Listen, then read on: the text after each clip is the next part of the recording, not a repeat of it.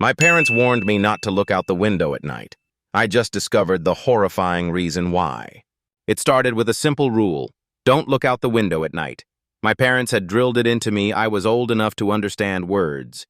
"You'll get scared," they'd say, or "there's out there worth seeing."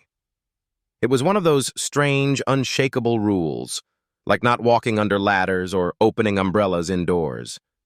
I never questioned it until last night. Curiosity has always been my weakness.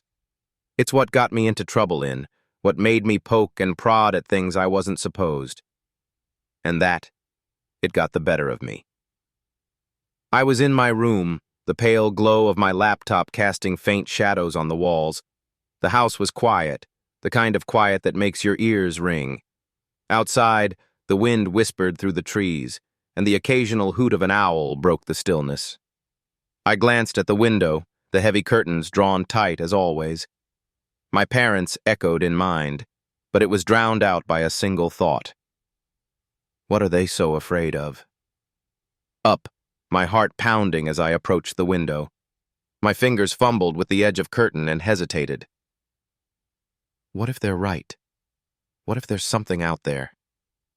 But the thought only fueled I had to know. I pulled the curtain aside. At first, there was nothing, just the dark outline of the trees swaying in the breeze. But then I saw it. Movement. Something was out there, just beyond the edge of the yard. I squinted, trying to make sense of the shape. Was it an animal? A person? Breath fogged the air as I leaned closer. Then it turned. It was humanoid, but wrong. Its limbs were too long, its body twisted and unnatural. God, its face was a nightmare. Hollow eyes that gleamed faintly in the moonlight, a mouth stretched too wide, filled with jagged teeth. It was looking right at me. I froze, my blood turning too. It tilted its head, as if it were studying me, and then it began to move. It didn't walk. It shuddered, its body jerking unnaturally as it started toward the house. Panic surged through me, and I stumbled back, letting the curtain fall shut. My heart was pounding so loudly I was sure it could hear me. I wanted to scream, to run, to do anything, but I was paralyzed. The sound of scratching came from outside the window, slow and deliberate, like nails dragging across glass. My mind raced. What do I do? What do I do? I couldn't call my parents. They were on the other side of the house, and I didn't want to risk making noise. I wanted to know where I was. The scratching stopped. For a moment, there was silence.